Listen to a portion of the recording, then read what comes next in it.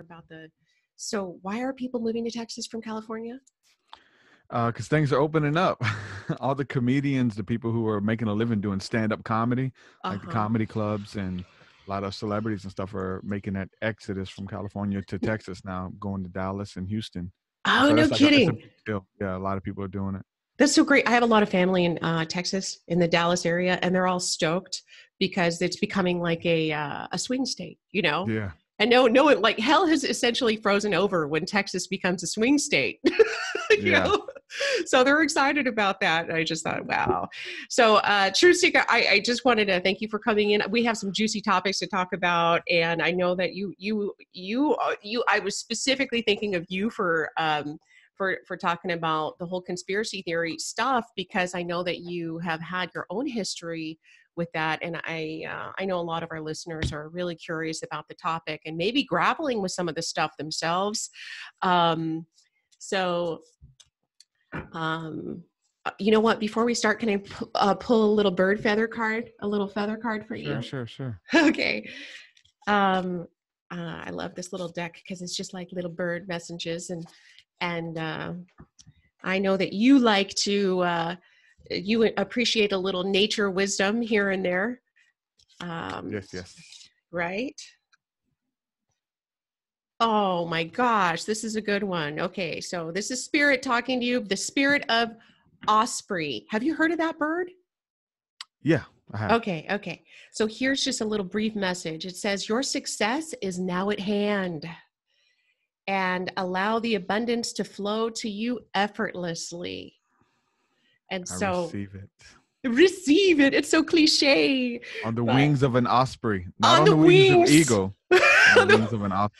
I know. Let's not forget the Love it. great osprey. That's so great. So then my sense for you, is that you've probably recently had an opening of success. You're more success. You may have seen a recent up level of that. And what Spirit's showing me for you is that it's like all of this work that it's like this bucket, you put all of this work in the bucket, and maybe it took a while for the bucket to start overflowing, but it may feel like a lot more, what's the word I want to use, magical for you, like, hey, I just kind of whoo, and then ha. So that's Osprey bringing that message through. Yeah, I mean, it's definitely the bucket, putting everything in the bucket was like, I'm almost finished with my course program that I'm going to be taking people through. It's an 8-week program, training them on intuitive healing, No receiving their way. own healing, and then stepping in it to be trained and kind of be sent out. So it's a big deal. I've been working on it for a year and a half. And so I just put it out as far as people can sign up, and it's a high ticket thing. So that was huge to kind of step into that. So yeah, there was definitely success as far as like helping people at this level, and really getting in there with them to do it. And so a lot, and it's been huge. It's been every day I've been kind of working on it. So definitely. Good for you. Right Yeah. on. It's such a trick, right? When you are kind of like a heart-centered human and you have a calling, you feel like you have a calling. And I just feel like it's so easy to reject those crazier ideas, like who would ever do this with me? And, me having my own intuitive healing academy, I had to go through that process. Mm-hmm. And so is it not like a very vulnerable feeling to really put your work out there? Like what's been your experience so far? Yeah, no, for sure. That was big, not being able to charge or put a price tag on it, because literally there is no price tag that you really can put on like what people receive. It took me, I say 10, 15 years, like in the awakening process, but I mean, it's life lessons that I learned that I'm just like putting in there. And I'm not just teaching you. We teach a lot of this stuff like right now. We're talking about this openly, and there's stuff that you can get. But as far as going through it with an individual, to show you the ropes and teach you, and I'm literally holding your hand in the process to do it. So that was a big thing for me, and probably still is. It's definitely the first time me and you talked on my show, I opened up about being scared because like you resonate at this certain level with a lot of people. And so I know a lot of my tribe, I know their financial situations, and I had to kind of link in with other people who were attracting abundance into their life, not people who were just okay with poverty or okay with not having enough, or okay with not fulfilling their dreams. So I had to like link in with people and talk to them and let that rub off on me. I did a post yesterday where I thanked a couple people just for being themselves, and you were one of them. And I tagged a couple people in that Oh, I post, didn't and see that. yeah, there's a couple people in my life that I look up to, see them walking in their truths and walking in abundance and not always begging and not being able, if you want to make something happen, you get the vision, the game plan, and finances play a part in making this stuff happen. And so, yeah, it was a huge thing for me. And there's been people in my life that I've kind of like stepped up to where they are to allow myself to be one of them. Because as far as the knowledge, the ability, the wisdom, it's there, it's up to par. But as far as owning your worth has been a huge journey for me, and it's going to be a huge journey for many people in my tribe, but I'm saying yes to it. And so this course is definitely my master course of just, there's no reason why people can't succeed and step out and do it as well. So Oh my gosh, I just got like all over body chills yeah, you got to when. go look at the post. Oh my God, I will. I like, I want to look now, but we're in the middle of something. Mm-hmm. That is so sweet. Thank you for thinking of me for that. And I just want you to know, like, I agree with you. It's really important for people like you and us to really step into our abundance potential, because like your voice is so important. And I'm really passionate that people with voices like yours do need to be funded so you can create this like massive movement and be the light in the middle of the chaos. And for Pete's sake, we have a lot of chaos right now on the planet. So I'm so happy for you. And so they're showing me, like right now, Spirit's showing me that their meaning of success, they're also linking it to not just your course or the income that you've come in, but it's the mindset shift. And like that is Yeah. the real great success that you're saying yes to that. And I've had to go through a lot of the same kind of gateways to, so I really love that you're doing that, and I want to hear so much more about that Yeah. program. Yeah, the quote, I just sent you that message, Oh, and you I did? I think I got the quote. Yeah, on Zoom. It's on Zoom, but I got it Oh, from Zoom. Okay. you. I got it from you because What? you were talking to me, and you said that. I mean, it's a quote everyone says, but you said it to me, and it really, when I'm thinking about my tribe and those people with me, you said a rising tide raises all the ships. So when you say yes and you walk into that abundance, like, it's everyone's going to have to step up to that level, and they will. And that's kind of Oh. been encouragement. So yeah, I just kind of gave us a little post yesterday, just shouting out a few people and tagged y'all. So you were definitely one of Oh them. my gosh, I can't believe I missed it. Thank you for bringing that to my attention. Ah, my gosh. Thank you for that. Wow, man, that was a good card pull. That brought out some good combo. Yeah, I probably would have forgot that I've made that post. Yes, thank you. Awesome. And also it's important because I know that there's a lot of people that have that sweet little voice inside of them. And I mention this a lot in my podcast, that is trying to guide them to do different things, bigger things, Yeah, take bigger yeah, risks. And you're living proof of that.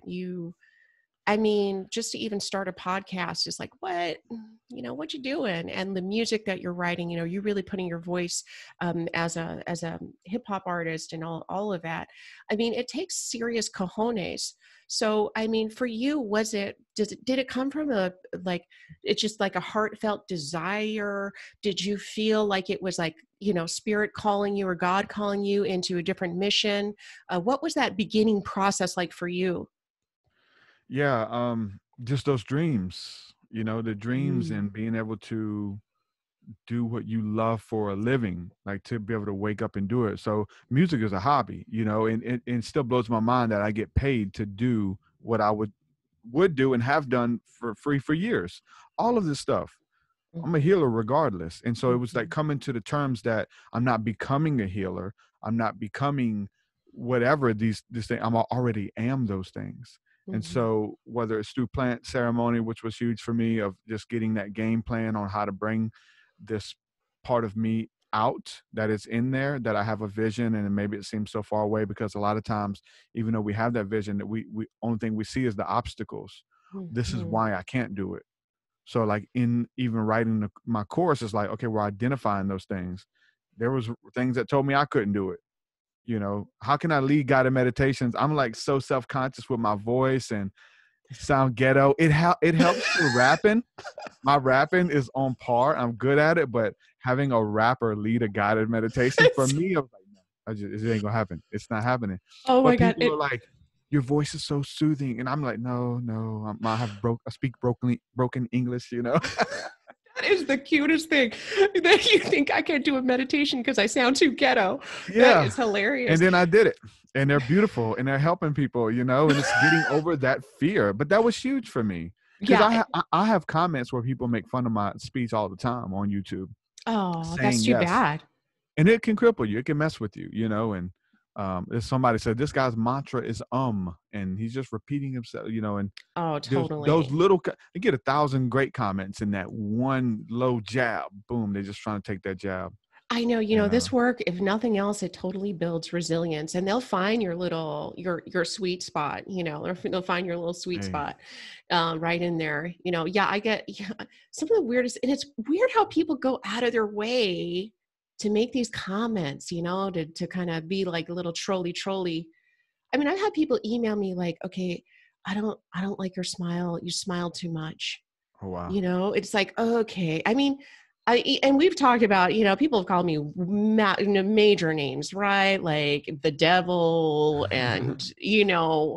Jezebel, which, um, maybe you could tell me a little bit more about Jezebel, but I have a feeling it's like a bad thing. Yeah, Although it's a bad thing. there's a part of me that is like, well, hell yes, I'm Jezebel because I'm tired of women being demonized. So whatever she did, it was probably a lie too. Yeah. Well, I mean, there's lessons and personifications in it all, but then when a Christian uses it, just like when they call me a New Ager, that's a bad word. It's not a good word. Jezebel, anytime they call you outside of your name, it's not a good word. Just no, I mean, I looked it up and then I was like, well, I mean, she sounds like a powerful woman. I can, with her own mind, I can deal with that. She was like, I mean, her big deal was like killing the prophets of God and silencing God's prophets. So I guess that as a woman in her power, you're right, but opposing God's will and going. So that's what they would say, like, you're going against God, Right. You're a deceiver, you're killing God's people, that kind of thing. So that's what Right. they mean when they say that. And so they say they use the spirit of Jezebel, and and she uses manipulation. She lies. Oh yeah, she I think that's probably what. Yeah. What you're manipulating people because whatever, because you're smiling or whatever. It's the spirit of Jezebel. I am extremely seductive. It's just one of those things.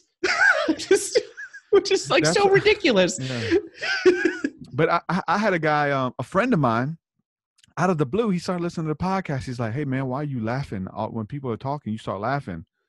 Cause like they'll say something and I'll resonate with it and I'll laugh because it's like I'm resonating with it and I laugh with them. I'm like, I don't even know what that means. Like, why are you even asking me? Why do I like laugh? It's because when they say something that is like a inside joke because we've been through it and now we have the ability to laugh at it. But one guy, he just said, I don't know. He just didn't understand it. Like I was just laughing at random times when the guests were talking. I mean, but I think that's so refreshing. That's refreshing. I like it when you're laughing and connecting with your guests. Like, what do they want? I mean, seriously. I posted pictures even a couple of weeks ago of like a couple screenshots from my podcast where I have the biggest smile on my face with different guests, and it's like you can tell that I love what I'm doing. Yeah. Ear to ear, grinning. My guest is laughing too. Even these really staunch teachers, real serious teachers, I got them to laugh. Yeah. And that joy is contagious, and I'm laughing with them. Like, and I screenshot them. Boom, boom. Look at all these. I love it. That's what I live for. And I posted a video the other day. Like, if I haven't made you laugh, you haven't really met me yet. Like, it's my goal to get you. I saw that laugh, one. And so yeah, I'm good at it. Yeah, no, I love it. I love it. Yeah. So, I mean, these people keep us on our toes. The trolls keep us on our toes.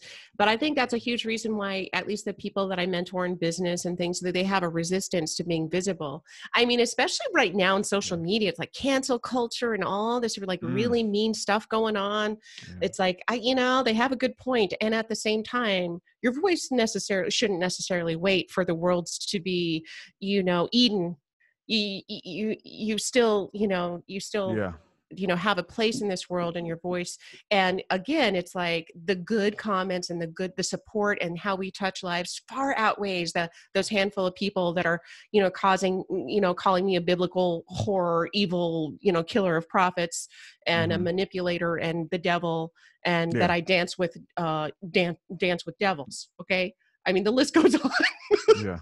It's like I'm literally telling you how to dance with angels. I'm like literally speaking in the opposite direction, Yeah.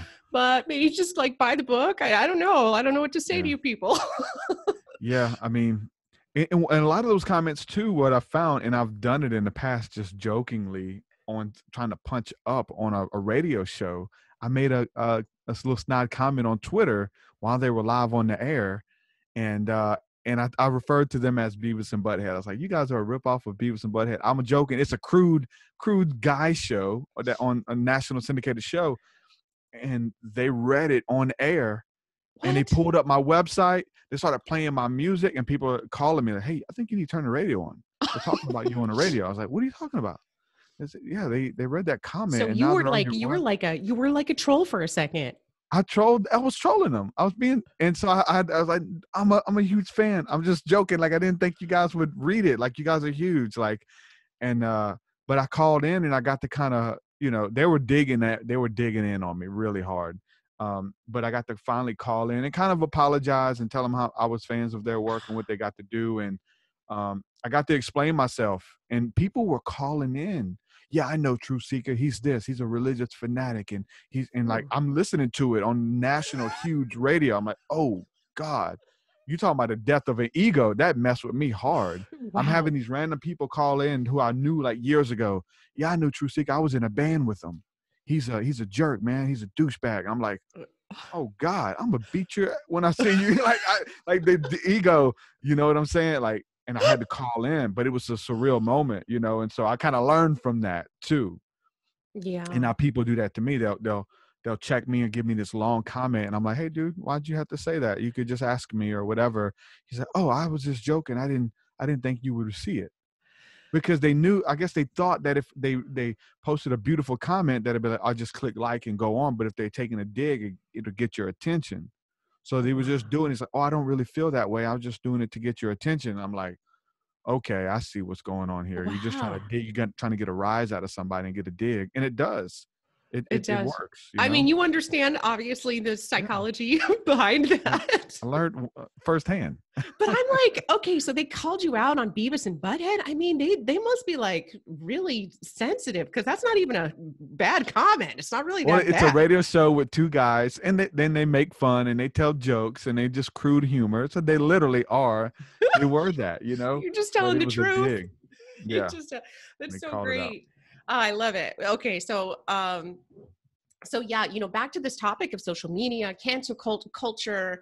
I think it's only been really TruthSeekah over the last, I would say, year and a half, that I've been kind of tracking some of these conspiracy leaning kind of posts over the last couple years, especially like I really started seeing them around the time of the election, the Trump election. Mm-hmm. And what I noted was that some of the posts I was seeing were from people who I was really shocked that it was coming from, because I'm like, okay, they're like super granola yoga people. And then all of a sudden, from my perspective, I'm seeing them starting to spout like philosophies that really kind of go against it's like the opposite. They were, there was one post in particular, this is before COVID, where she was talking about how she felt, Trump is actually secretly a hero, and he's saving, the reason why he really wants to put up the wall is to prevent sex trafficking. And so it was like this really shocking thing, because I know that this person was, in a way liberal, and then all of a sudden spouting out. So I was just like, now what the hell's going on? This is fascinating to me. And, and so over the last, few years, I've seen a lot of this, like all of a sudden it's really kind of reaching the far left. Okay. So I used to see a lot of the far right kind of going there, and because like QAnon, Christian stuff, Yeah, like, okay, that's I what I was gonna understand, say. Yeah, like the Pizzagate, QAnon like, stuff. okay, I get that. That's like, okay, this is like stuff that is coming from the right. It's going to help the political process and get Trump, Mhm. elected. I get it. But when it starts touching into like not just the like liberal, but like the far extremist left, and they start meeting, like these two sides start meeting, that's when it's like, wow, this is really interesting. And what's going on? Um, so so I know that you have like that sweet little history with conspiracy theory. So I would love for you to share, first of all, your story on how you entered into that world, and what happened for you, and Yeah. and then let's talk about what's going on today. Yeah, man, it's so true. So, I would say I watched the first thing I watched was Fahrenheit 9/11, and which activated an empathy in me, that those people over there. It was showing like bombings in Baghdad and Iraq and stuff, and then the U.S. going in there, kicking in doors, slamming Muslim women around, looking for this fake enemy, really. And so watching Fahrenheit 9/11 really sparked something in me. And then starting to watch other documentaries on 9/11, which was like Loose Change. This was probably 2007. And Mhm. started to watch all this 9/11 was an inside job stuff. And I'm like, oh, wow. And I got really convinced. And I still believe that there was Yeah. a lot of stuff up with 9/11, that they did it to pass laws and all kinds of things that we're in a different world now because To of to 9/11. take away our freedoms, right? I take away, and just like COVID, I don't know, maybe Yeah, I mean, it's like because we're definitely. we're drawing a parallel because there's another huge event happening, Mhm. and people's psyches are going in that Yeah. direction. So because you went through 9/11, and of course it's really almost easy to go there, right? Well, it was It's an for me, option. but not then. So I mean, I sounded like a crazy person, having 9/11, investigate 9/11 T-shirts, putting it in my music. Like I became obsessed with this, and Oh shit. and and Okay. but- and, and so that opened up doors for like, um, okay, who are these people? And then, okay, your government. I thought they're all Christian, well-to-do people. I thought that like to be a president or to be like a noted person, like you had to be like a righteous person. Like we're gonna find like the person with the most integrity. That's our leader. We're Wait, not gonna that's let the what you thought? douchebag. Yeah, I don't know why. Just from as a kid, I thought that the person with the most integrity, the person who's the most fit to be a leader, this is almost like the class president, in school. Like it wasn't the weed addict, it wasn't the cokehead, it was Oh, the well-to-do, goody two-shoes, church-going girl. Like she's our valedictorian. Like so, for me, I thought that naturally that process would get these people with integrity. So, but investigating 9/11, investigating like Masonic orders, secret societies, and what these good old boys are doing behind closed doors, and mhm. that just opened up so much of who these people really are. And so I think you have to take a lot of that even into consideration. Is what the QAnon people forget now, is that Trump has to go through these initiations as well. Like Trump is not just and they believe that too, the integrity, the well-meaning to do person. He's the person with the most virtue. He is the Christian answer. And that's not the case. And so you have to really destroy those stereotypes of who these people are, and it's part of conspiracy stuff. So I got really deep into it. Like we were preaching it on the street corners. What? Literally, yeah, we would preach, but we would And preach the Bible, how but we around also how preach old were conspiracies with it. around how old were you back then? Man, mid-20s, Okay, so 24, yeah, right at 25. that, Yeah. And all right at this was new, and there was so much fear in it too. Like I was scared a lot of times too, because like concentration camps, FEMA coffins, like all of these things were Wait, like, wait, tell me about the concentration camps. there's like all of these like camps all over the US that have a train that hooks that connect all of the is a train that connects all of these camps. So there are these huge military facilities with nobody there. And in there's all of these big storage containers. There's trains that have handcuffs on the trains, white trains with handcuffs all in them. There's storage containers. There's coffins, these big coffins where you can just stick bodies in them. And so they call them FEMA camps and FEMA coffins. So when we do hit a state of emergency and the people rebel against the government, we can put the people in chains kill them on mass level and get rid of the bodies and stuff. Anyway, this So was in these are 2006, real places. I mean, 2007. are you saying that they are real places, or you're saying you No, discovered they're real.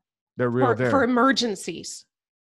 But I mean, a state of emergency. We don't know what they're for, really. I mean, that's the Shit. conspiracy of what they're for and what they're really used for. I mean, And TruthSeekah, you're turning me already. You're turning me. You're turning. You know. I'm not into this. I'm telling you, like, where I my peace know. was, where my spirituality was, out the window. I know. I was freaking the hell out of my wife. You know, Well, we're yeah, talking about because God and I'm love, getting but freaked out. I'm yeah, and like, it, you don't want to live. There's no hope for the future. We're gonna die. You hear shit. all these stories and stuff, and so this was in 2006. We knew about the RFID chip. The RFID chip, that stuff's been out, What's that? man. The radio frequency identification, the chip that Okay. the mark of the beast, as the Christians would say. Is that what they're talking about right now? The chip that's going to go into the Yeah, vaccine, and we're all going to be yeah, microchipped. Oh, exactly. okay. We were talking Cool. about this in 2006 and 7.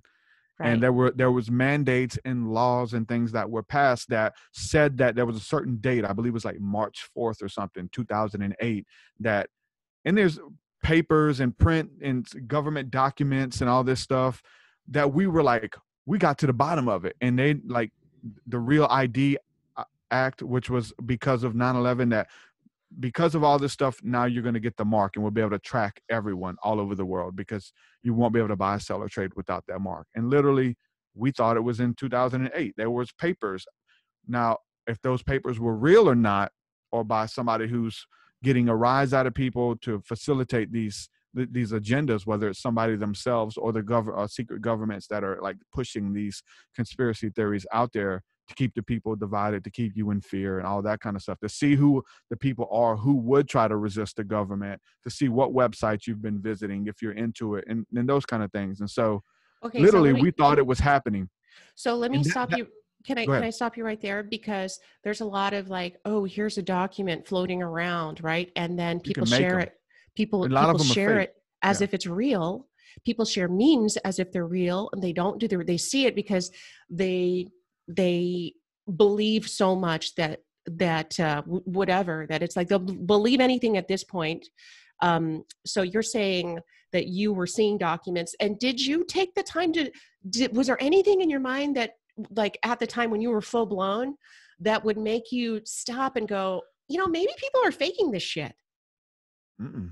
Just No, like they're because it not doing was it now, because it was so real. And you saw, but if people wanted proof, you never have proof. It's because you're just so engulfed in it, and you watch one video, you see one document, you watch another 3-hour video, and so it's like, hey, can you prove it? You just gotta watch this video, man.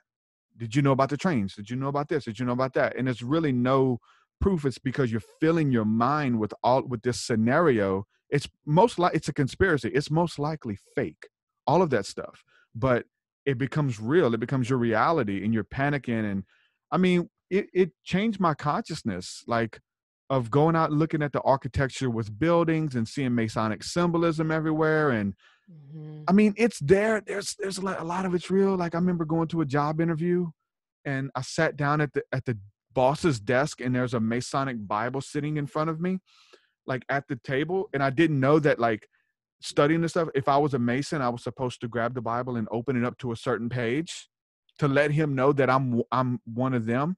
There's handshakes and secret societies and the people who run the world. So it's a bunch of crazy stuff, and you have to be initiated into this stuff, and you're kind of like trying to force yourself into a lot of symbolism and a lot of weird stuff that you think you're an expert on, because you've been watching and reading and stuff, all of these hidden symbols and stuff. And so it's super confusion. It's chaos. It's Babylonian, as far as, like, we need you to have confusion so that we can give you the solution.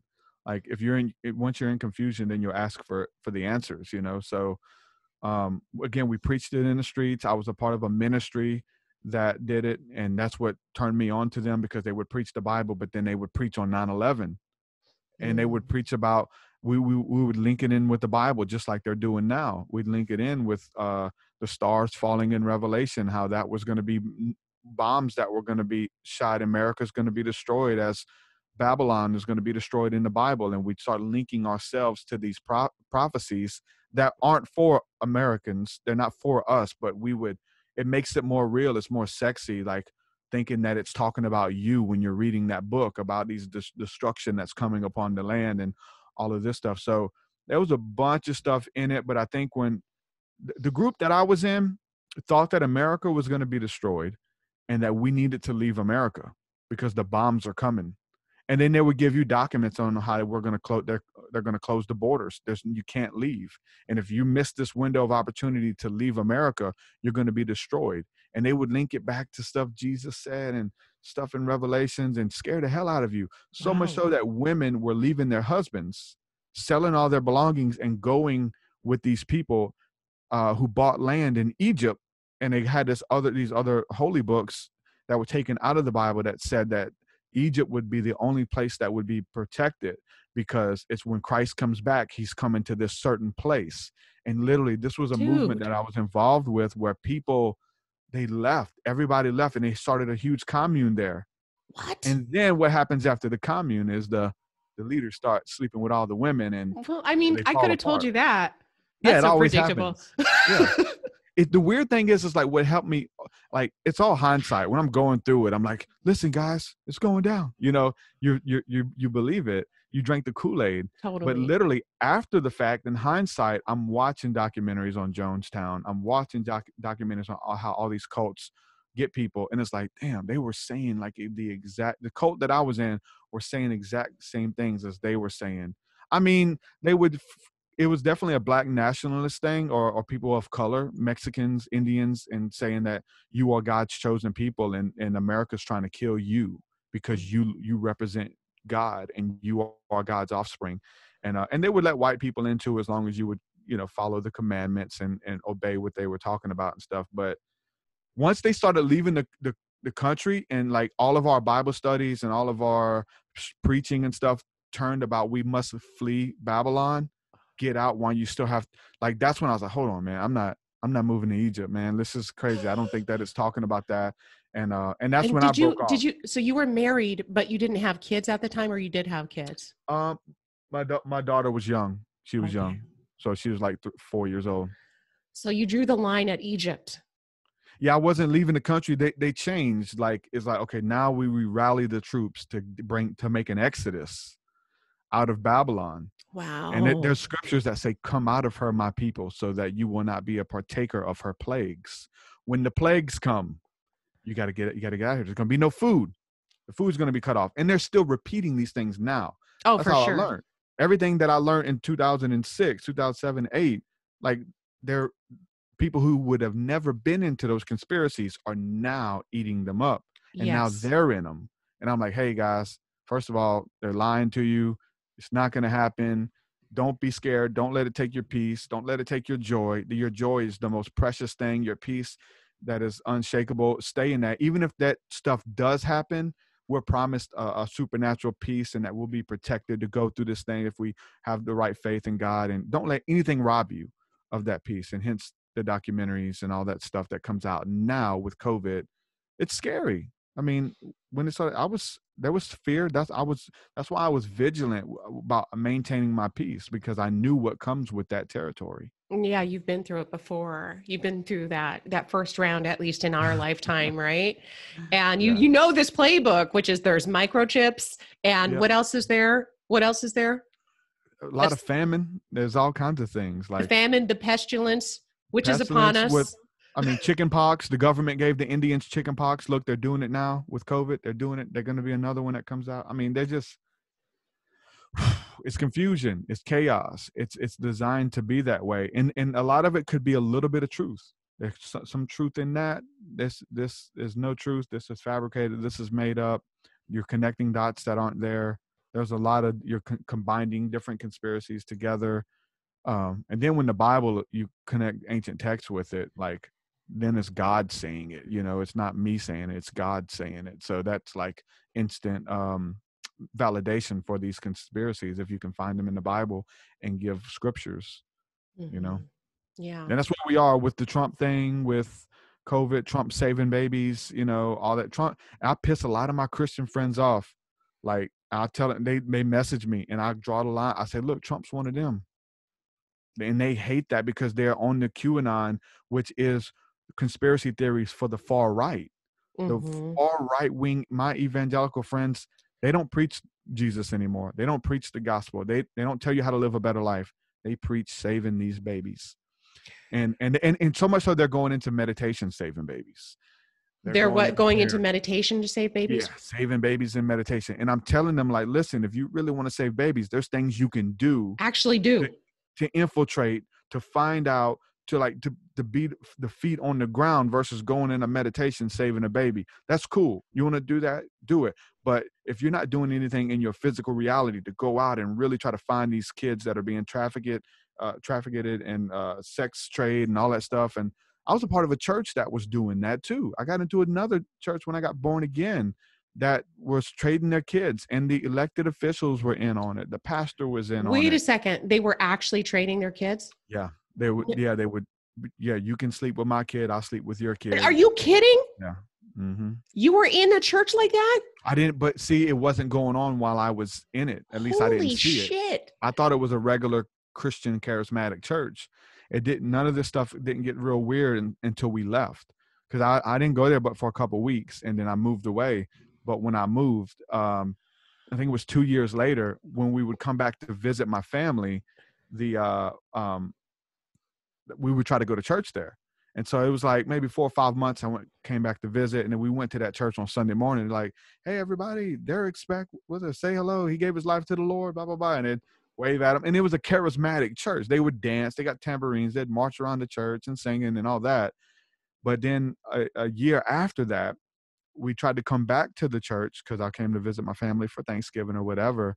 And my mom said, hey, no, we went to the church and they had aluminum foil over the windows. And I went there earlier to see what time church started, and they scraped the service time off of the door. They used to have it on the doors.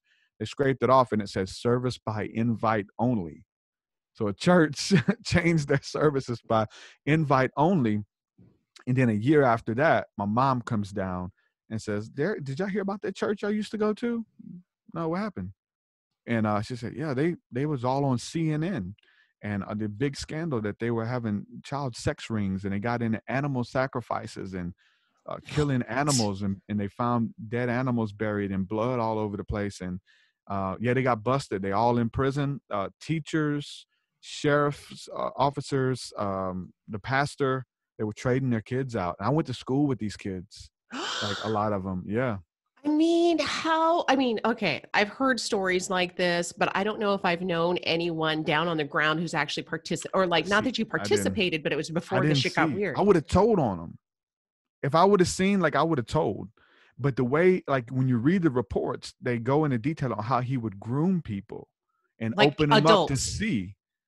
The adults would groom other adults or children as well. But one of the big things he would do is he would go to their house and he would find people who were addicted to drugs, people who were in bad situations, and he would help them. Mm-hmm. But that would be a way that he would earn their trust. Yep. And you look at them as a Messiah figure, whether I'm giving you money or buying your groceries or helping pay your bills, And so that's what he was doing for us.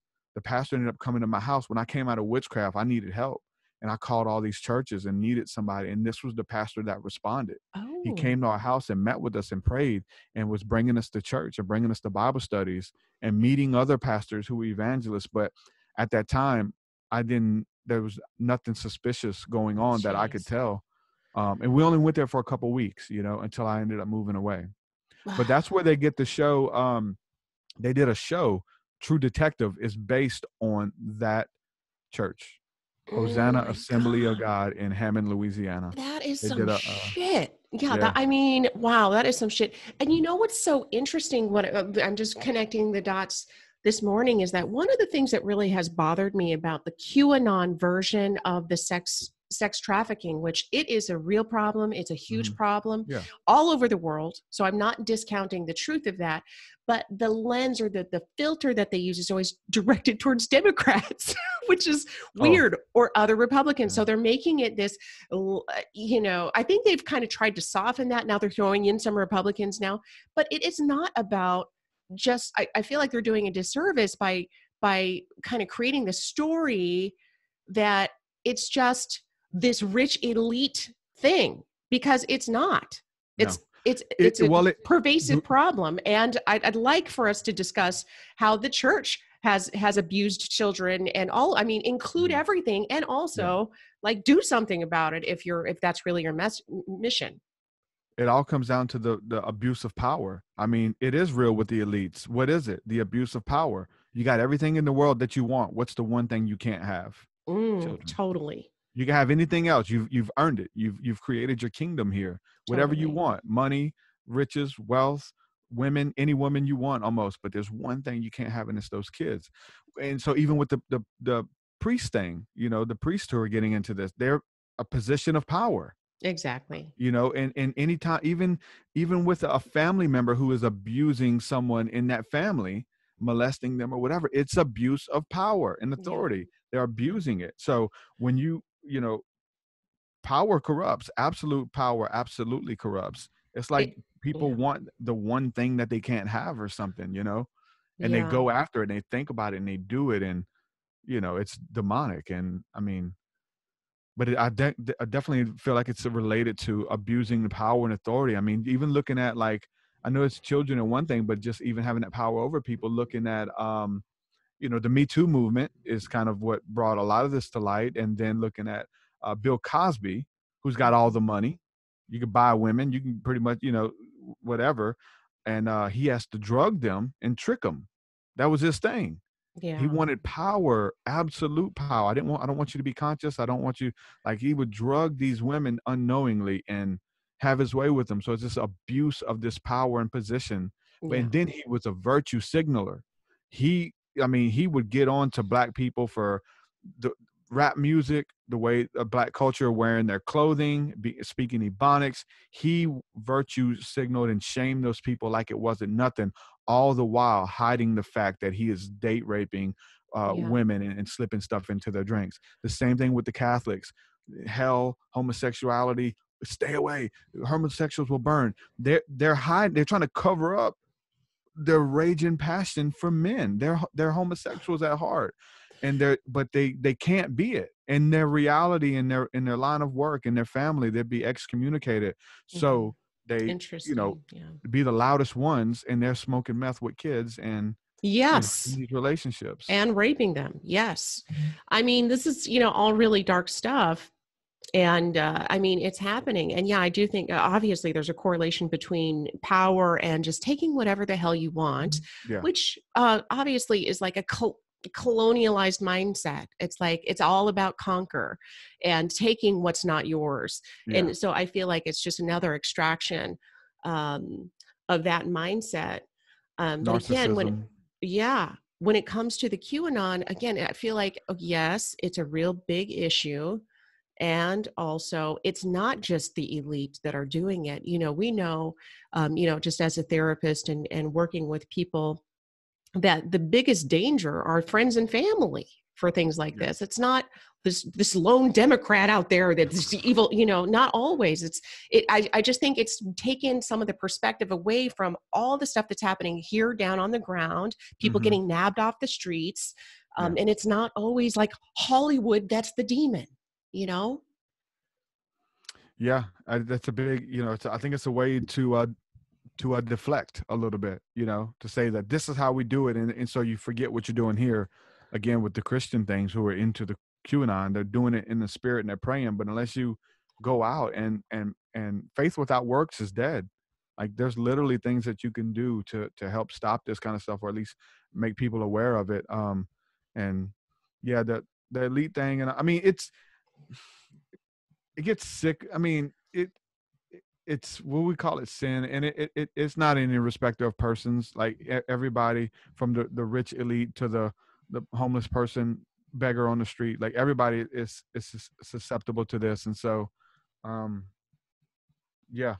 QAnon thing is very strange. And so what are some of the other, you know, when it comes to the theories that are getting floated around right now, what are some of the other ones that you feel like, okay, that's just gotta, you know, we need a different perspective on that? What's you know, we just talked about the trafficking one. What else are you seeing? I mean, and maybe this is more passive, more docile, but I'm like, look, quit trying to figure it out. Like, what are you going to do once you figure it out and tell people? What are we going to rise up against the government? I mean, people may think that we're going to do that and overthrow the government and take back our rights and freedoms and stuff. I mean, people think we're going to do that, I guess. And so what is the end goal with, if any of these are true or not true? So in the midst of it, do what you can. There's things that you can do to be effective. There's things that you can do to, encourage people and help people through these times of uncertainties, of people to help maintain their peace. And so for me, that's been a big part of it. Some of them, I mean, I think a lot of it comes from QAnon though, but it's like, the 3 days of darkness that was going to happen, where there was going to be a media blackout. They're going to turn the internet off and all this kind of stuff. And they just, all of these different dates and things that they said that is going to happen in two weeks or 2 months at the beginning. So, I mean, we found out that I feel like it's not as bad as we were told. Granted that it's bad, right? If there's something going on, they're definitely ushering something in. There's changes being happening. There's facial recognition going on. There are apps that are being created to alert you if you're around somebody with COVID. Like, I was laying in bed listening to that on the news last night. Your app will go off and tell you if you were in contact or close proximity with someone who has been around another person with COVID. Wow. Not that they have it, but you were around somebody and they're telling me that you were close to somebody who had it. So, like, all of these weird things, the world as we know it is changing. There's nothing you can do about it. No matter how awake you are, no matter how woke you are, we're changing. It's the plan for the ages. There are people who have a lot of power and authority, and there's nothing that you can do. I don't think that it's even necessarily a bad thing. Let's look at that, because we think that anything different is bad, whether it is, getting a chip, or whether it is combining with technology or whatever. We're doing it. We're doing it now. We're already doing listening it to us all over the world. I freak out if I leave my house without my phone. Like I'm connected. It would be better if that thing was in my arm. You know what I'm saying? Like, or have a Google Glass or eye. It's coming. We're here. It's at our doorstep. The fallacy is to think that it's not already here, because we keep looking at the enemy or something outside of ourselves as something that is coming. Like, again, even with the baby stuff, we can save the baby. It's coming. No, it's already here. Emerging with technology, it's already here. You're deceiving yourself to think that it's something outside of yourself. Yes, it's evolving. Yes, they're turning up the knobs. I don't think that it's necessarily a bad thing. It's part of it. So my suggestion is to hold on to your spirituality, to hold on to nature, to keep your feet in the dirt but your head in the clouds, because I think there's the ability for the two to merge. I used to hate it. I would try to fight it. Kali Yuga is when man uses machinery to fight and technology to fight against God. I used to hate it.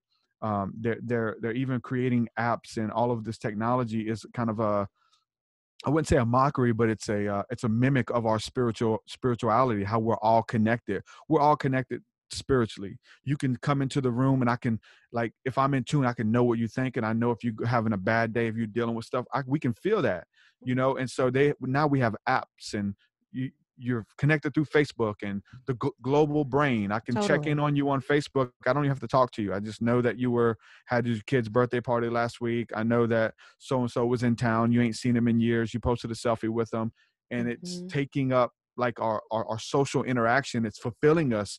Me checking in, I don't have to message you. I could just, and inwardly, I feel like I know you. I feel like we're friends. I mean, I feel you.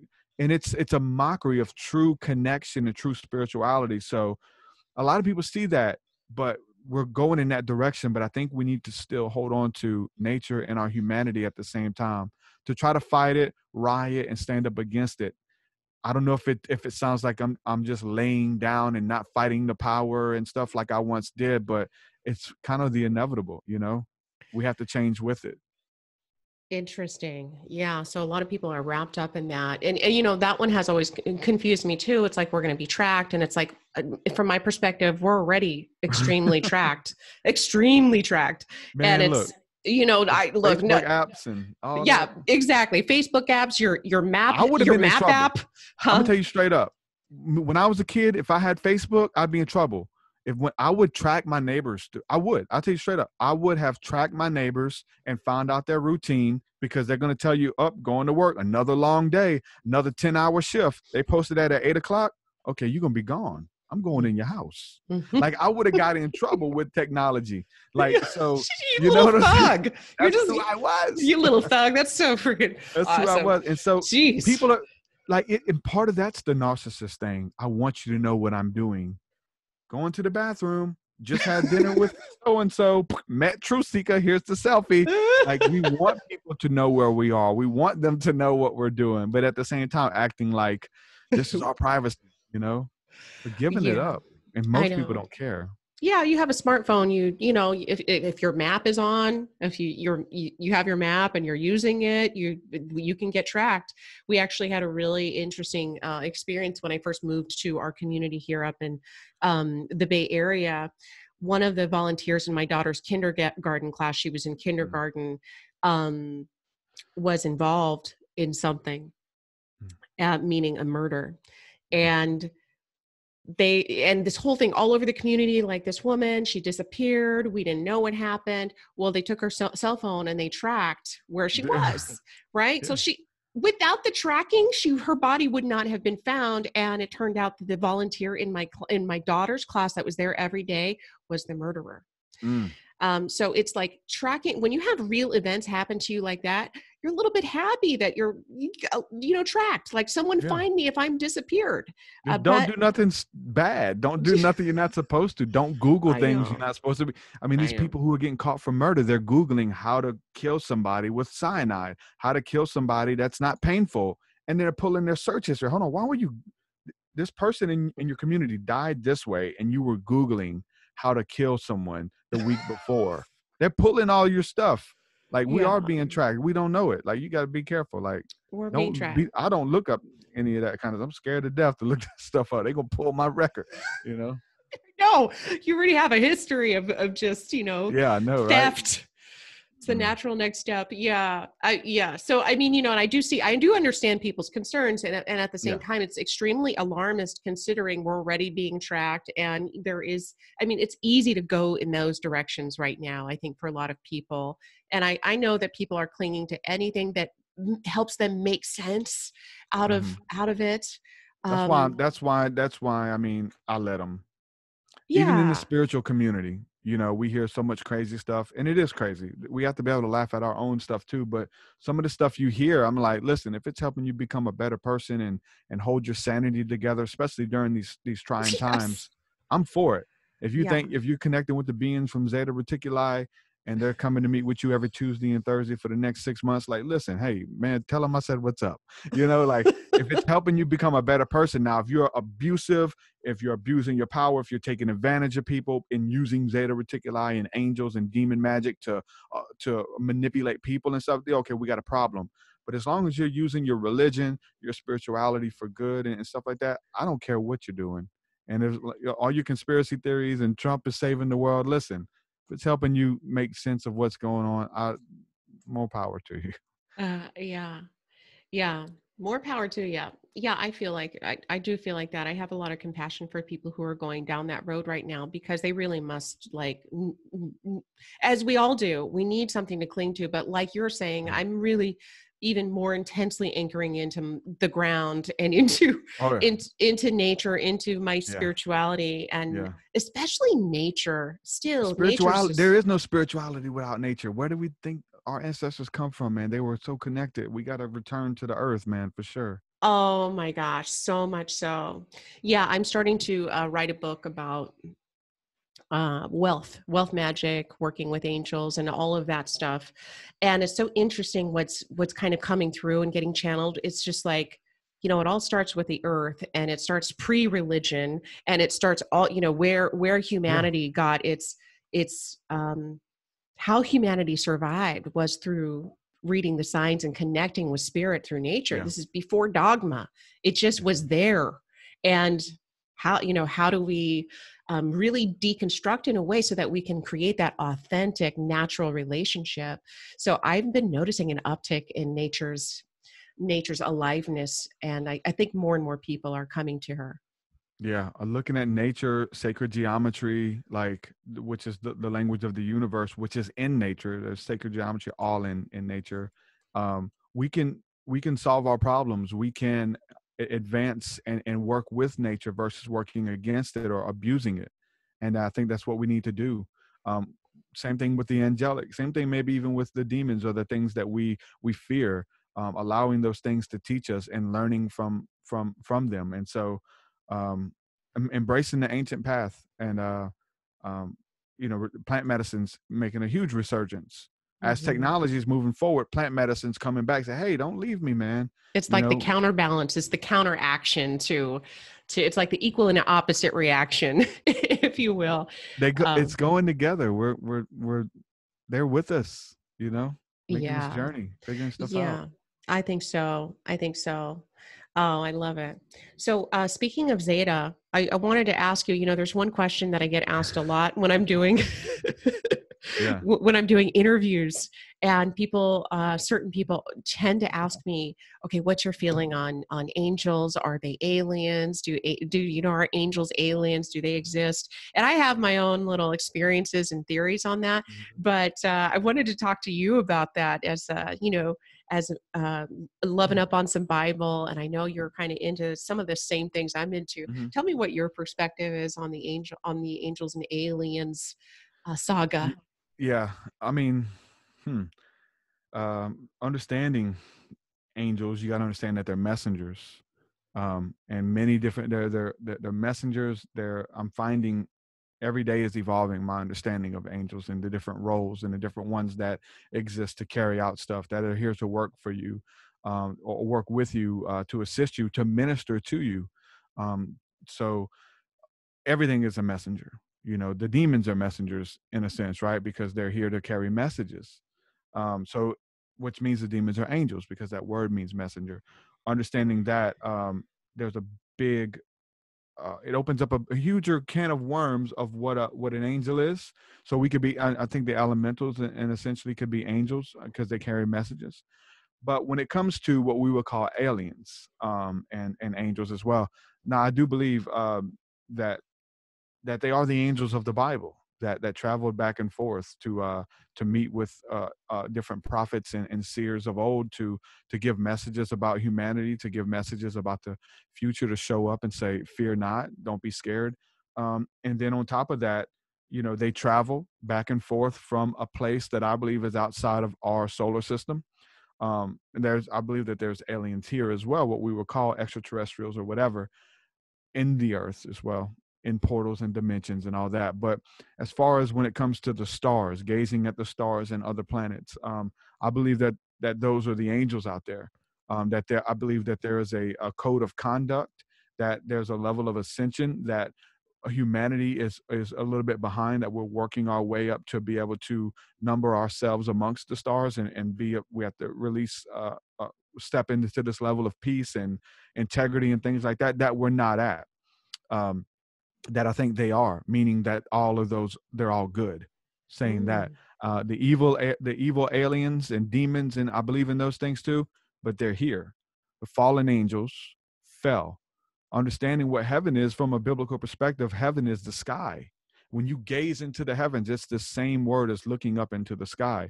So the fallen angels were kicked out of the cosmos. They were kicked out of the space past the stars. They were kicked out of it. They can't go back up there. They left their first habitation and they fell. So they're down here with us. So when we're talking about the elite, we're talking about some of these ancient gods who are being worshipped and deified, there's a lot of stuff with these fallen angels that come into play, that demand sacrifice, that demand blood, that demand the virgins to be sacrificed. Like there's crazy pacts with Satan and lower level entities that have fallen from their first estate and they're here on the earth. They're not out there. So that's a huge thing with stepping into knowing who the angels are that are traveling your night sky or your day sky. That so for me, I've made contact with them through biblical studies and different things that they've kind of led me to research. But it was a thing in the Bible for me because And you're that was my talking fall guy. about angels slash aliens that are in like from your perspective, spaceships Yeah. traveling the sky kind of thing? Yeah. They wouldn't, yeah, they don't call themselves aliens. Hi, we are the aliens. You know, that's not, No, of course not. yeah. So Okay. we call them aliens, but yeah, some of them do travel in ships, um, cylinder shaped ships that you can see.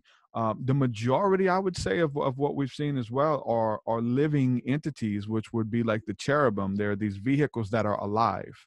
Some people would call them plasma ships, light ships. They're made out of the fire of God, and they can travel back and forth. Uh, some of the Kabbalistic understanding says they can fly around the earth 7 times in 1 second. These different angels, and they watch over humanity, and they can show up, and you can interact with them. You can literally see them. I've had them show up. I've had them come out of star systems and fleets of what we would call UFOs. They look different. I've When seen you them were show up outside, on command. Yeah, I've called them, and they show up on command. damn it, do you have pictures I need to see? No, but there's a lot of footage that looks similar to things that I've experienced. One of my most profound experiences that I had was when I did it, and I tried to Wow. go get my phone, and so I'm like leaving the experience Damn, to I go know, get I my know. phone, It's like you know, and hold so on, let me take a quick snapshot. yeah, It's and like so I'm missing like some of this stuff that like is blowing my mind, mm-hmm. to try to get the phone. Even when I got the phone on my cell phone, it wouldn't, you can't really film stars and all their glory because they're up there with the stars. But I've seen things, literally a fleet of what we would call UFOs or angels. The Bible calls them the host of heaven. They are the armies of the Lord. They're armies. They travel. They make Mm-hmm. sure that everything is angelic. They have things that they do, like they're not just, and they're not just here to say hello to me. Like they have stuff that they're doing, so essentially they're kind of going out their way a little bit when they do materialize and come through and say hello. But they're always there. They're cloaked. We call them cloaked ships. Some people can see them and they'll Mm-hmm. disappear and pop up all over the sky. Like, these are the angels. There's nothing to fear. They're watching over us. Interesting. They've been here when we were primitive man. We have cave paintings of UFOs and art all throughout our early days, Renaissance art, before we even had technology, before we had Mm-hmm. airplanes. They've been in our art, our religious antiquity. There are the watchers. They're watching over us as we evolve and as we ascend to take our place amongst the stars. You can contact them. You can say hello. They show up in meditation. They communicate telepathically. When you see those ships, quit talking and listen. They're sending thoughts and ideas to you. They're saying hello. And in the midst of that, impartation's happening, creativity's being released, awe and wonders being restored to you to create, to bless people. You know what I'm saying? All of that in the midst of a sighting. And my music is out of, articulating these experiences. And Mm-hmm. so it changed my life. I mean, I would go out every day, 3, 4 in the morning, as soon as I could. And I would try to hurry up and get out there before the sun came up. And I'd seen things that changed my life in the morning sky. And then it started happening in the daytime, seeing these fleets of UFO, which what Wow. we call them IFOs, because they're identified flying objects. They're chariots of God. The Bible calls them chariots, and Interesting. Yeah. and they're there. And so you can see them if you want to. You have I to look for them, I'm gonna but have to agree with you. they're out there. I've seen some. I've seen some uncloak and then cloak, but I don't. With those, I didn't have a download, but I did have one experience that really felt. I mean, it was so long ago. Um, and then I wonder, like, okay, I had my big miracle experience with the bird that divided into 3. That was in my mid 30s. But I had this other experience when I was in my early 20s. I don't really speak about it very much. But I was driving. Do you ever watch Saturday Night Live? Mhm. Have you ever seen the segment called The Californians? And all they do is they talk about the freeway system and like how to get places and Okay. whatever, because that's how Californians speak. Yeah. Okay. So I was driving down, I was taking the 405 North and I hopped on the 10 East and I kept going. This is in Los Angeles. And I was a passenger in a car. It was daytime. And right around where I got to the 101, I still stayed on the 10 East going through San Gabriel Valley. And it was right through there that something started happening to me. And I saw an overlay of a symbol, and I didn't know what that was. And I was like maybe 19 or 20. And I started feeling this fire in my stomach, and it felt like it was taking me over. And the fear inside of me was like, I'm going to die right now. Like, so I'm about to die. And so I fought it off for a second, for like quite a while. And I just got tired. I couldn't fight it. So I just tried to keep the fire down, and the fire moved up my body, up to my head. And what happened to my head was it got ultra tingly. Now, this is before I was doing a lot of spiritual stuff, or like, I didn't know what was happening. So then I felt this helmet. It's almost like a helmet be removed, and all of this radiant like energy behind my head and over my head. And so as that started happening, I started feeling a sensation of bliss, of profound love. And then I started hearing, I guess it was a voice, but look, I didn't have the language around anything that was going on, and I refused to actually talk about it. Even still, even though I'm willing to talk about the angel miracle, refuse to talk about this particular story because it's a little too out there and weird. A little too alienish or something. I still don't have words for it. Okay. So this thing happens, right? And I'm feeling this weird bliss, this love.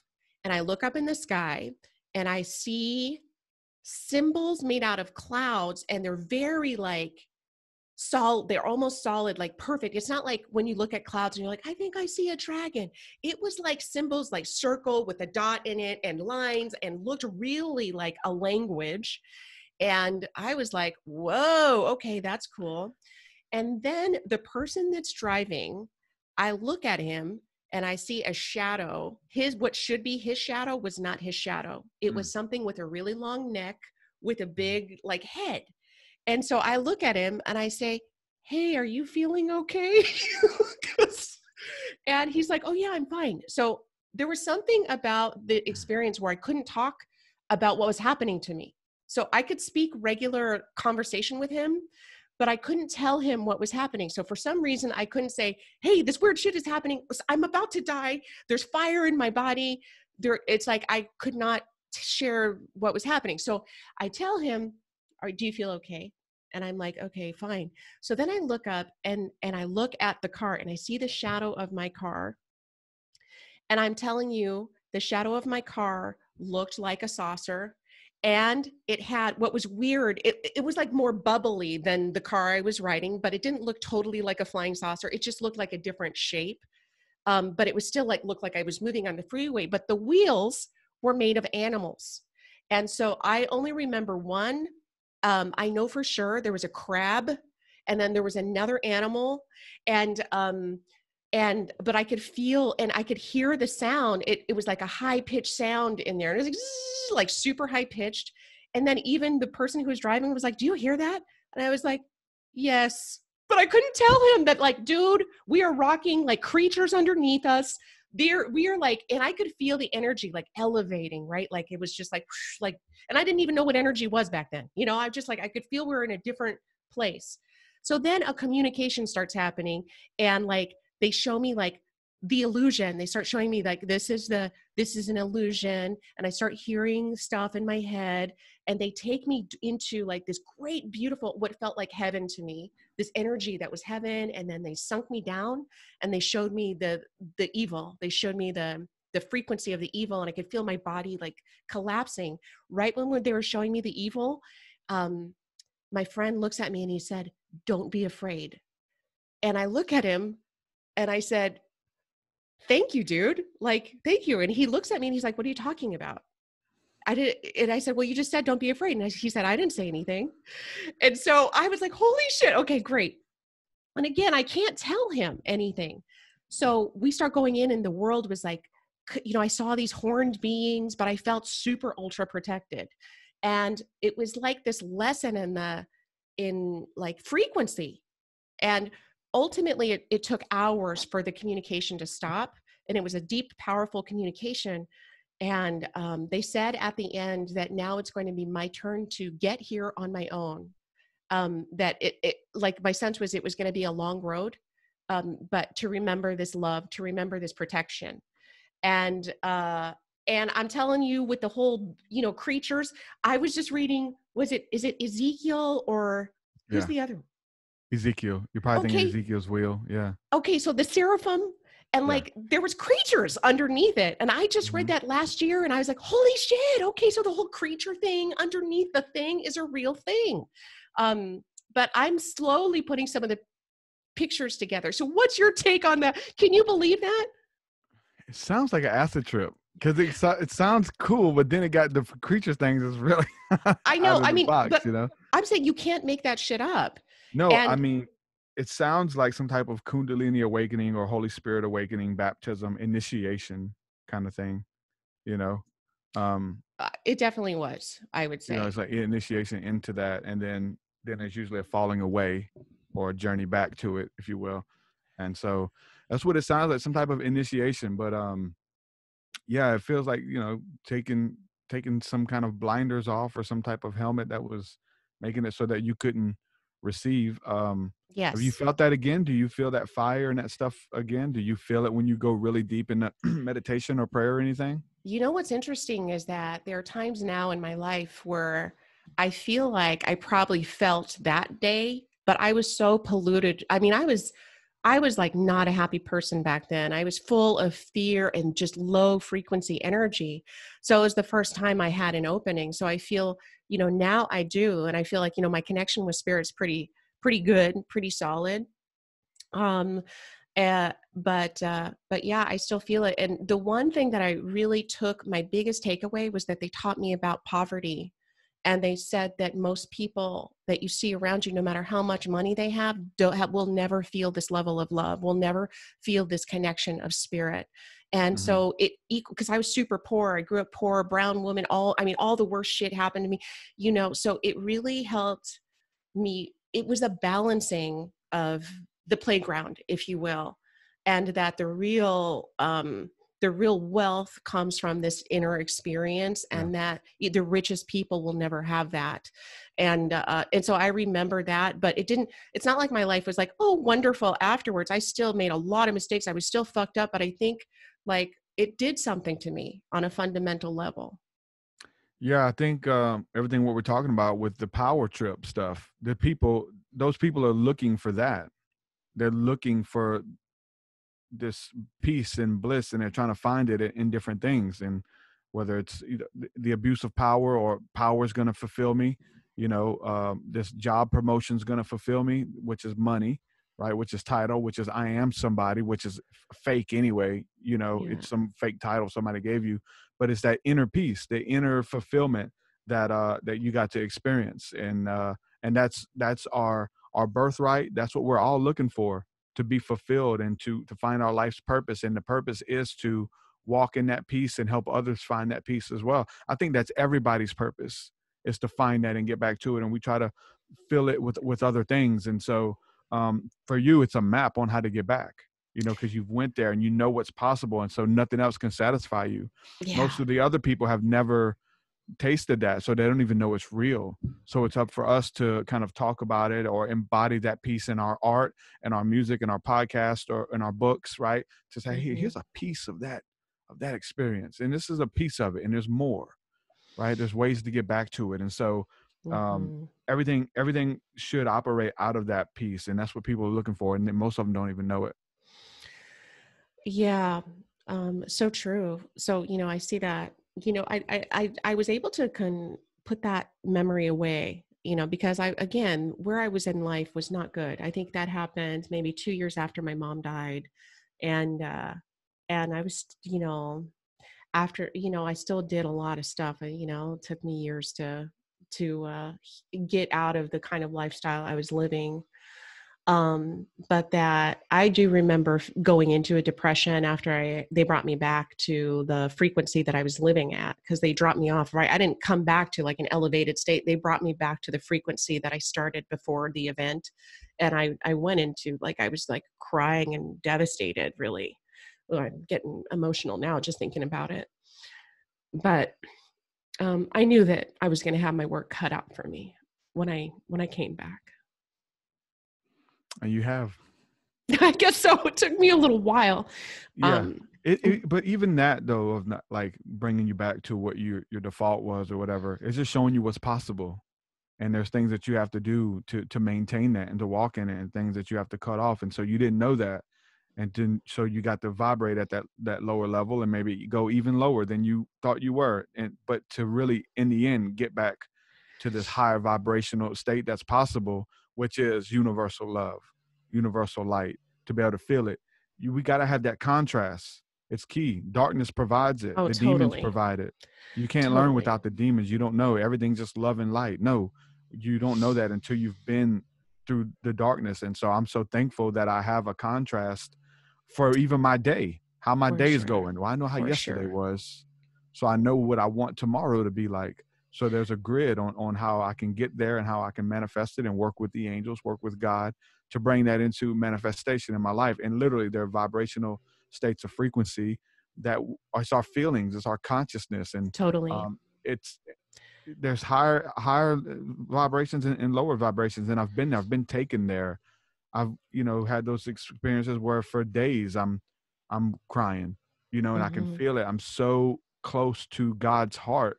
I'm so close to the love and light of Christ that if somebody mentions his name or says Jesus, I just start weeping because of how beautiful of an encounter I had 3 days ago, and it's like, I want to maintain. Obviously I can't live there. Part of me is always there. And then again, part of me is always in that darkness as well, remembering the younger version of myself. Totally. So it's that dance in between of where that I want to be and what's possible. That's possible again. The lower, scary stuff, that's possible. I don't want that.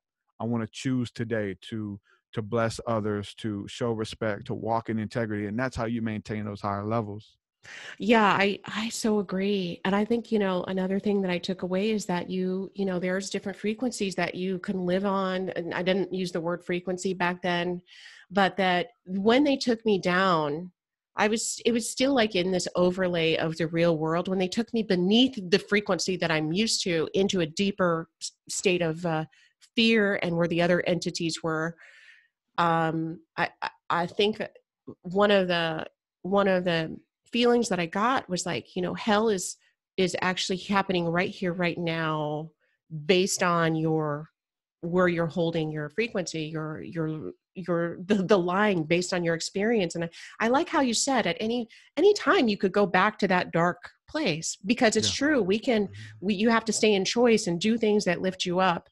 And, it took me a long time to really embrace the medicine that was there for me, which was working with angels and God and stopping some of the other shit. But it is a choice. Hell is real. And I've been there, and there's many people there now. And I've said it time and time again, I'm not concerned about people dying and going to hell. I don't care about that. I'm concerned about the people who are in hell right now. Living and in hell. Exactly. I think people don't get it. People don't get that. Living in hell right now. Okay. And that's their normal. That's their default, because they're not aware of what's possible for the heavenly realms and the beautiful. Like, people, I didn't stay long at rock bottom. Like, I'm probably weeks, maybe a few months. But my rock bottom, I had to get up out of there. Like, I called out for help. But there's people who have gotten comfortable at rock bottom. They've made a home there because they don't know what's possible. They don't know a message of hope. That those states of hell, or states of consciousness that King David in the Bible talked about, Lord, deliver my soul out of this place of hell. We think about it in the Christian sense of being a place of separation from God. We're never separated. We feel like we are. We feel a million miles away from anything holy, from anything beautiful, from anything righteous. And a lot of us have been there, but even in there, you are tormented by the demons of your past, of regret, of what might have been, of what I can't believe I said that to my mother. I can't believe I did this. I can't believe I stole from someone. I can't believe I sold my body for drugs. Whatever it is that you've done, and we're haunted by those mistakes. And so that's a place of hell until light steps in, until you are delivered from hell, which is the story of Christ, who steps down into hell. He goes to hell for you and pulls you out and takes away that death and that sting and that power, so that now we can live every day in heaven. He showed us what was possible. But we don't have to be beat up by our mistakes. We don't have to live in regret and all of these things. And so just to know that that's possible, I want it. I want to stay in that. I love it. It's beautiful. There's times I think that we have to go down and help deliver other people out of that bondage as well. Just like Jesus went into hell, there's times we have to step down and go find these people and say, look, Absolutely. I'm one of you. I'm with you, but there's a way out. Follow me. We Yes. have to be able to have that tether to come back and pull ourselves out and not stay there. And Jesus did that. He was with the prostitutes. He was with the drunkards. He was with the tax collectors. He was with the base people of society that everybody had given up on. And it took him going down there to say, hold on, man, God ain't forgot about y'all, man. Listen, he's with you and you don't even know it. Mm-hmm. I mean, I don't even know what to say. Yes. I want to cry. It's my story. It's my story. It's beautiful. And I know it's yours. So it's my story too. It's like it's such I think a blessing and a gift to be able to share, to be on, in a sense, I don't want to say the other side of it, because that dark side is, like you said, it's right here, right now happening. Like, welcome back. Come on, bitch. I know. It's like, and I will dance with that devil every once in a while. It's like, okay, hello, old friend. But, but yeah, I think one of the biggest blessings of the work that I've been able to do with spirit, with angels and stuff is really getting the feedback and hearing from so many people that they did step into a different world. It's not the hell they were in. Yeah. It is like, oh gosh, I feel love. I didn't know that. I didn't know that existed. And I'm getting it from Christians who are supposedly already in this heavenly, blissful, light place, and they're not, And so that's the beautiful thing too, is like, man, I've been able to own my stuff and not judge everything and open up a new reality that was possible that I didn't know. Yeah. And so the beautiful thing is from Christians and people from there's nothing more fulfilling than that, I love it. I live for it. I'm so blessed to be able to do this for a living, to get up and wake up every day, to go to war and to create and to bless people. And I get those comments too. There's nothing like it. I live for that. There really is not anything like it.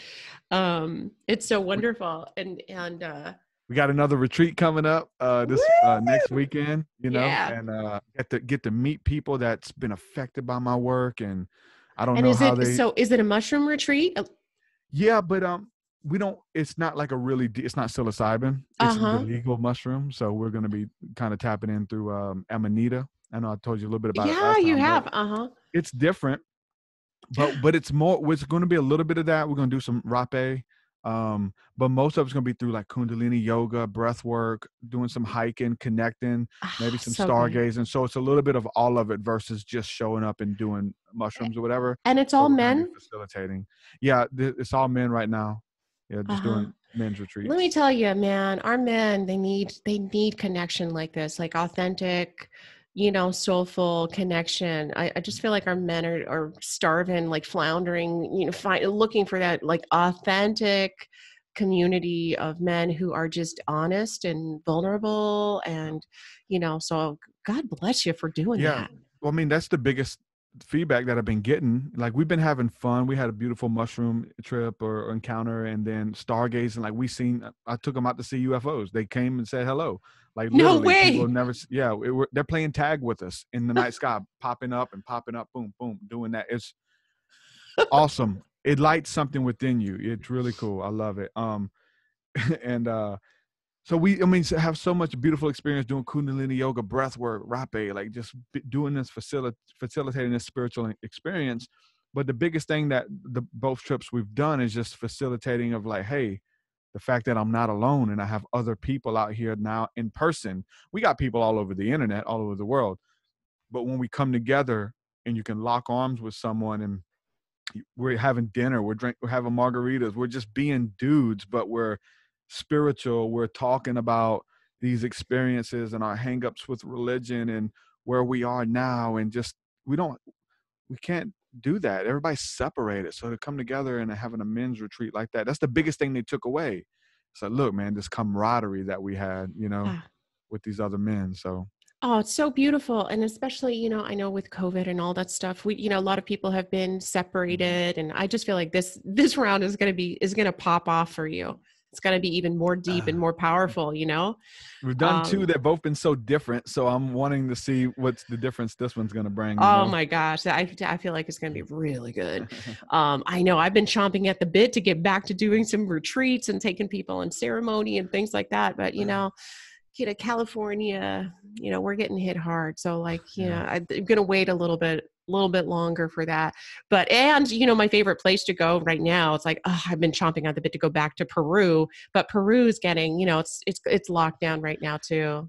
That's this whole COVID thing we've talking about. Like a lot of, I'm in the South, so most people don't even think that this thing's even real. I mean, there's so much conspiracy stuff.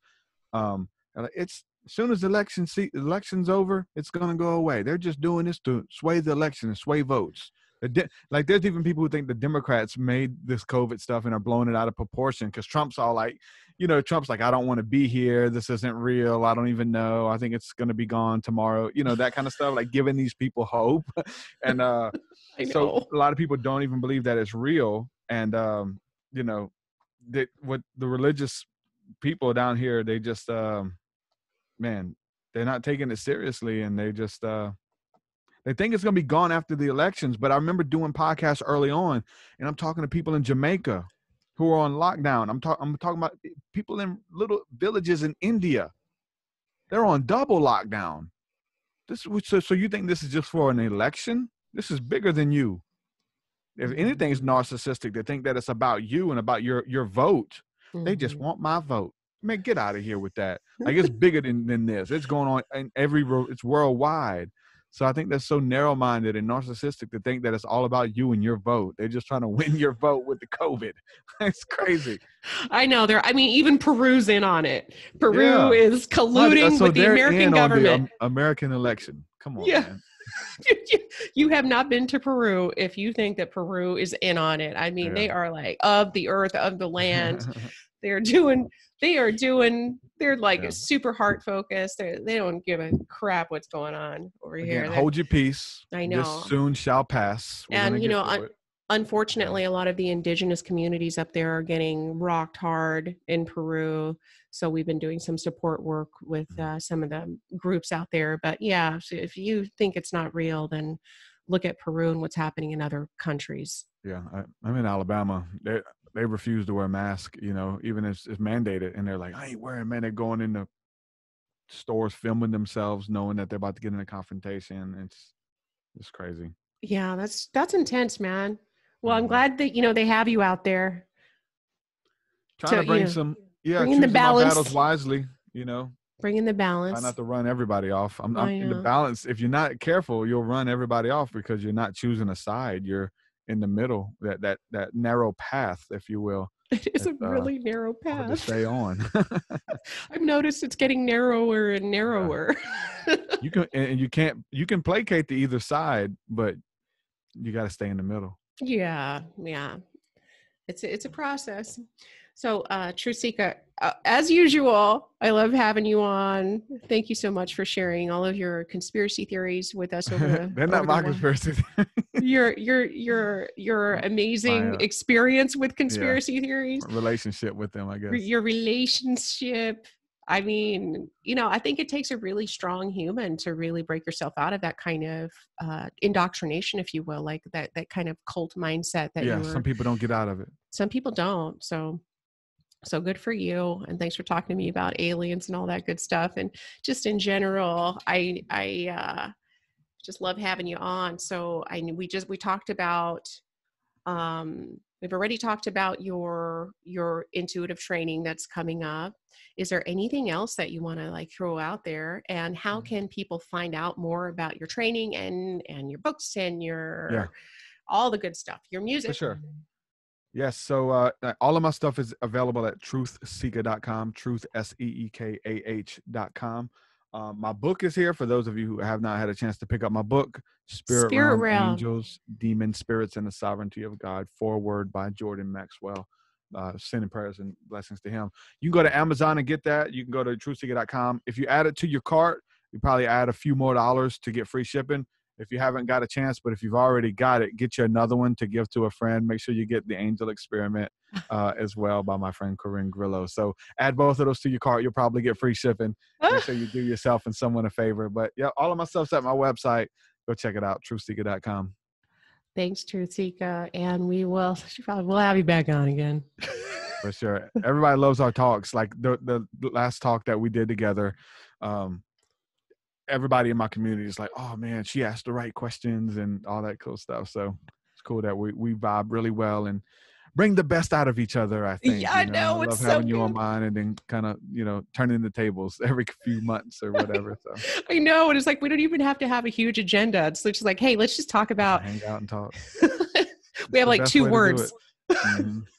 I love it. Oh, so much. And I'm such a huge fan of your podcast. And so everybody make sure to subscribe to TruthSeekah podcast. It's so awesome. You have such fascinating guests and check them out.